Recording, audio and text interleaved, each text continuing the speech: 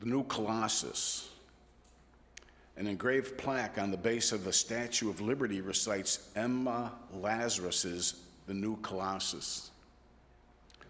Not like the brazen giant of Greek fame, with conquering limbs astride from land to land.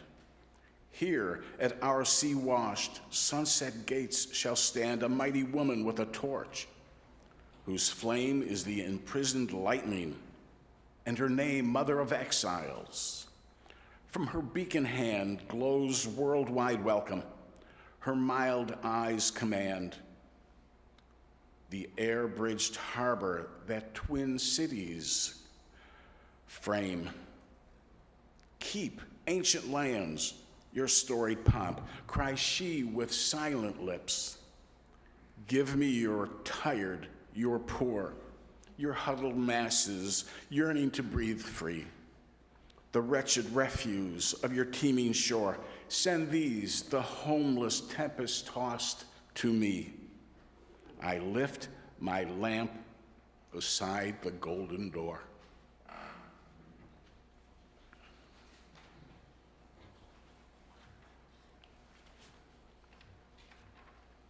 Our family is dedicated with thanks to my paternal grandparents, Abraham Barry and Edith Epstein Goldstein, and Sarah Silverstein Goldstein, and my maternal grandparents, Charlie and Rose Zelmanoff Weinstein. My parents, Isidore and Sarah Goldstein, my sister Rose Lynn Goldstein and her partner, my son Dave and his family.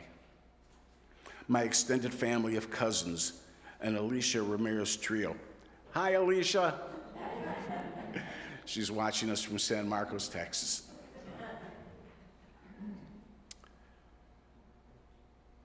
And her extended family, my old and new hometowns of Buffalo, Western New York, Alpine in the Big Bend region of Texas, an emotional second new home in the lower Rio Grande Valley of East Texas. Brother Sun, a folk rock group. My years since late May 1982 here at the UU Church of Amherst, and the gods or goddesses of synchronicity and inspiration.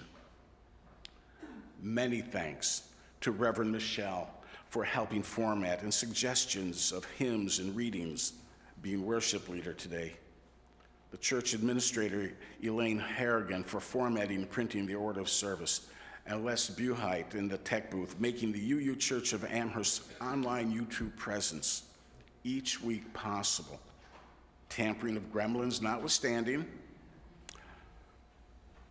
making this a welcome addition to my Sundays 1,999 miles away.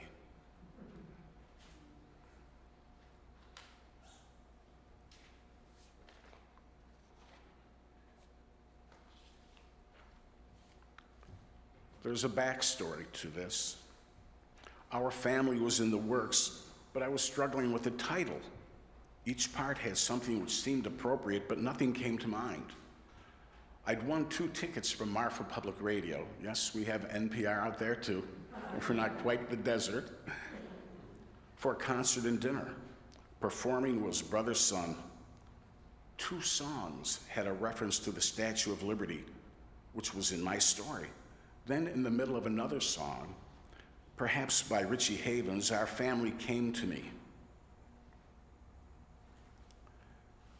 Part 1, Immigrant's Land, literally. It was a mighty fine, remote, far west Texas early Saturday morning for an Alpine parade. A banner heralding Cinco de Mayo, May 6th through 8th, was stretched over US 67, 90 at each end of town. Local media generated publicity for several weeks. Hundreds of people lined the downtown portion of Holland Avenue to watch something of significance and pride to a longtime group of West Texas residents of Mexican-American heritage. The holiday stemming from the May 5th, 1982 defeat of Napoleon III's larger and better equipped invading French troops by a much smaller Mexican army force. A police car's siren screaming, "Howdy!" which is Texas for howdy, led the military honor guard. A man in traditional ceremonial garb carried a Mexican flag on a long pole at parade dress position. During the course of the parade, I began to reflect upon the importance of the holiday. Although inhabiting the Southwest for several centuries before other Europeans, Hispanics experienced discrimination akin to Native Americans, African Americans, Chinese on the West Coast, although more often the majority population. There were separate schools. I have friends who graduated from grade and high school from the schools on the Mexican side of town until the mid-'80s. The police chief sat at the railroad gate dividing the south and north sides of town. And if you were Hispanic, you were not crossing in.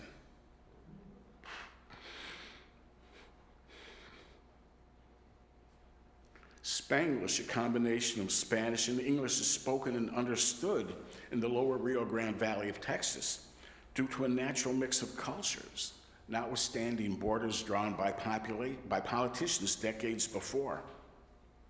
Now, the United States provoked Mexico by a number of different pokes and jabs before Mexico finally reacted. And that generated a U.S. response, a military response, and that's the war, the Mexican-American War of 1848. The victorious U.S.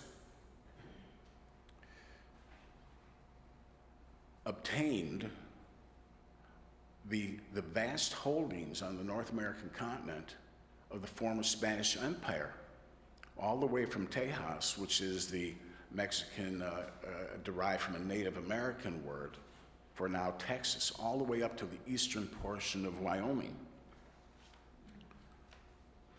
So I pondered, was it my own ethnic group that experienced prejudice? Being overweight and picked last for playground sports teams was my childhood affliction, not being Jewish. Some can relate. However, I believe that at an early age it created a sense of empathy for others. My paternal grandfather emigrated from the Ottoman Empire, where his father was a rabbi in Constantinople, fleeing persecution from the virulent anti-Semitism of early 20th century Tsarist Russia. My maternal grandfather and several relatives abandoned their homes for a welcoming promise called America.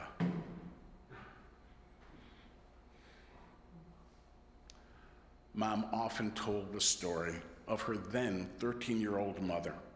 Just off the ferry from Ellis Island, she got on her knees when seeing the streets were not paved with gold and cried.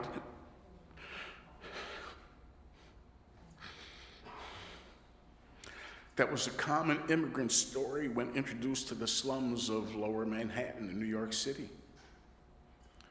Give me you're tired, you're poor, your huddled masses yearning to breathe free. Simple as that? Hardly. Unless crossing the ice bridge from Asia before it melted, or captured, dragged here and enduring the deadly Middle Passage before being sold into the unrelenting horrors of slavery. Truly, we are all immigrants. A promise necessitating a difficult journey, thousands of miles to a strange land wasn't, nor still isn't, a free pass to simply getting, notwithstanding the pandering to fear that some of the current generation of politicians are applying to our fears, to our lack of knowing, to misunderstanding. Immigrants work hard to make a better life for their children. Many of my grandparents' dreams were realized within the first and certainly the second generation born here. Part 2, immigrants' land. A leaf from a branch of my family tree reveals a retired white male whose journey began 1,999 miles to the northeast of Alpine in ethnic blue-collar Buffalo, New York. You've probably heard of it. It's a large ethnic, industrial working-class city, border city across the Niagara River from Canada on Lake Erie. You've heard of it? Okay. We're on the same sheet of music. Indeed, that's a world's worth of experiences away from far west Texas. Yet, much of what it is to be human creates a bond that such unshared differences of experiences or paternity cannot negate or unravel. My best childhood friends were Greek, Irish, Italian, Polish, German, and of Jewish, Catholic, and Protestant religions. Mom always commented, we had a little UN on our Stratford Road neighborhood. Well, true enough, however, noticeably absent were the other colors of the rainbow. How could that be? Innocently enough, and this formulated when I was as young as 4 and 5 years old, my dad had a grocery store in Niagara Falls, and he'd drive to the farmer's market on Buffalo's east side, and I'd accompany him on a number of occasions. And that was the black part of Buffalo. But I believe that people who looked alike wanted to live together. All cleaning ladies until Mrs. Hinterberger, and porters were black and babysitters white, nurses and cafeteria workers, secretaries, department store sales clerks, telephone operators, and teachers, except for industrial arts and gym teachers, were women. In the 1970s, a rapid expansion of the State University of New York brought immigrants to Buffalo, Western New York, from Mexico, Thailand, Jamaica, India, and Pakistan. Turmoil overseas brought refugees from Vietnam, Laos, Haiti. Muslims arrived from Yemen, joined by Christians from war-torn Somalia and Ethiopia. The Latino population was primarily from Puerto Rico. A wide range of international foods appeared on supermarket shelves, and cuisines appeared previously unavailable only after a long drive to Toronto. In Buffalo, ethnically only meant all restaurants served red sauce with pasta on Columbus Day and corned beef and cabbage on St. Patrick's Day. Unaware of Ireland's tortured history of religious strife, it wasn't until 1974, my first year in the district attorney's office, that I come to appreciate wearing a burnt orange shirt on St. Patrick's Day was a major fashion and ethnic faux pas. I only did that once. Quick study. Part 3. Oh, say, can you see? Something wasn't right with that Motorola 21-inch black and white picture entering my mind. A few months before turning 11, I was watching the evening news, and that's when President Eisenhower federalized the Arkansas National Guard to escort the young black children into Little Rock Central High and other schools. I turned and asked my grandfather, why are they treating those kids that way? What do kids know about the nation's social problems outside the confines of our bubbles? Each of us, individually, each of us, has a tinted window on the world informing how and why things are the way they are. Southern states gave former black tenant farmers a one-way ticket north. By World War II, northern big city neighborhoods were composed of separate ethnic and white-black majorities. The Weekly Reader wasn't Time Magazine, Life or Look. Though reminded of the Nazi genocide of Jews from my parents, American racism wasn't a blip on my radar until the civil rights demonstrations of the early 1960s. Police dogs, fire hoses, a bomb in a church basement, burning crosses, and the murders of innocent men, women, and children came through that small screen to portray a much bigger picture. It embroiled white Unitarian Universalist ministers. Reverend James Reeb, along with two other UU ministers, had just finished dinner at an integrated restaurant when attacked by white segregationists with clubs. Reeb's death drew significant attention and contributed to the national outcry about racial violence in the Deep South. President Johnson cited Reeb's death when presenting a draft of the voting rights bill to Congress. My upbringing wasn't the world most Americans lived. Institutionalized and enforced by Jim Crow's misrule of law, it was patent down south. It was as latent as a buried landmine up north. Racism of the northern unkind manifested in mouthing words of equality, but condoned not hiring practices, denying admissions for higher education, and redlining, a despicable method used to deny otherwise eligible returning black GIs their veterans benefits due under the GI Bill. It was a combination, a conspiracy, that's the word, conspiracy between realtors, between local governments, the banks, lending institutions. Redlining. Allowing mortgages only in specific neighborhoods. Blockbusting was rampant in 1969 through 72, my law school years in Chicago.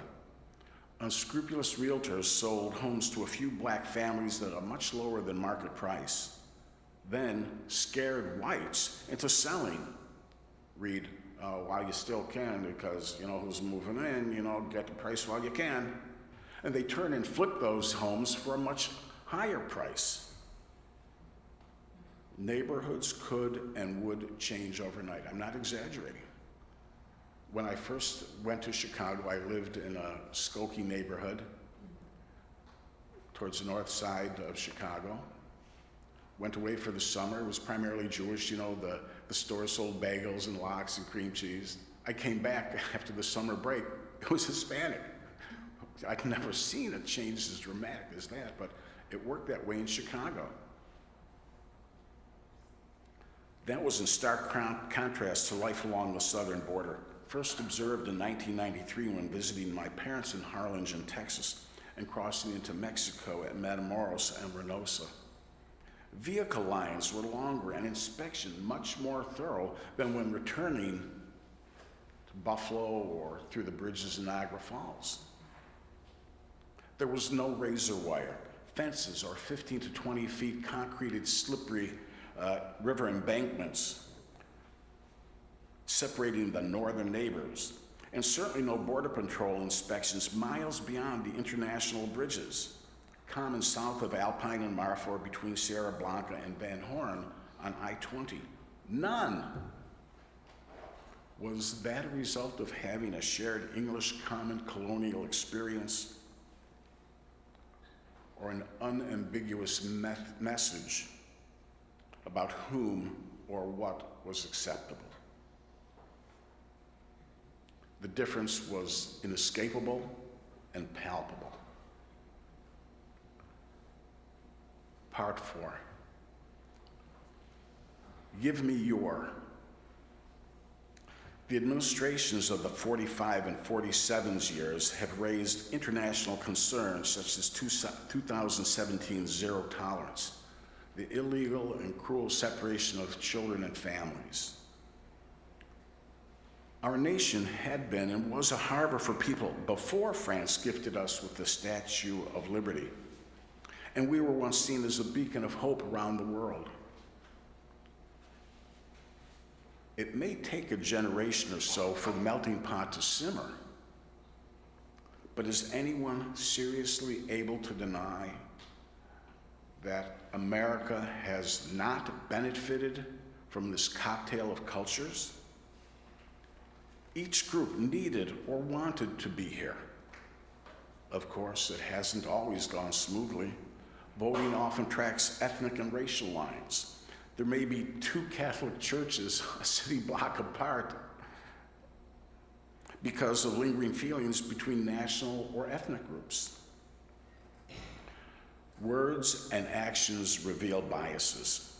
Some engage in outright acts of bigotry. But please, be patient. Change is the only constant. Immigrants often cling to familiar habits and customs. Not surprisingly, styles and values are in a constant state of flux. By the first and surely second generation, expect body piercings, orange-dyed mohawks, and rejection of most anything that isn't considered thoroughly modern to be the norm, if not more accepting of diversity than previous generations. An immigrant is a guest in our American home, soon to be their home too.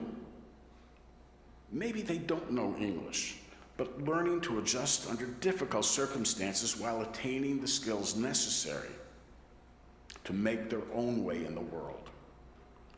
They may not have a lot of dollars to fold into a wallet, but contribute, though often exploited, taking any work available.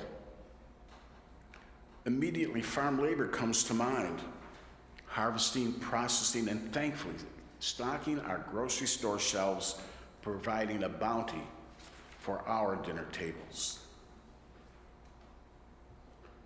Notwithstanding differences arising from different seed stock, openness is certain. With tenderness and love, flourishing in this, the diversity of an interconnected web of all existence. As the lyric from the Lady in the Harbor song laments, and I hope it's been referred to in the information for the service from Brother's Son, you listen to that. As the lyric Lady of the Harbor laments, how conveniently do we forget we all come to sing the same sweet song. We honor the millions of arduous journeys when we remember and appreciate the hardships on the path from there to here, from then to now. Indeed, send these homeless tempest-tossed to me. I lift my lamp upon the golden door. Amen. Peace be to you.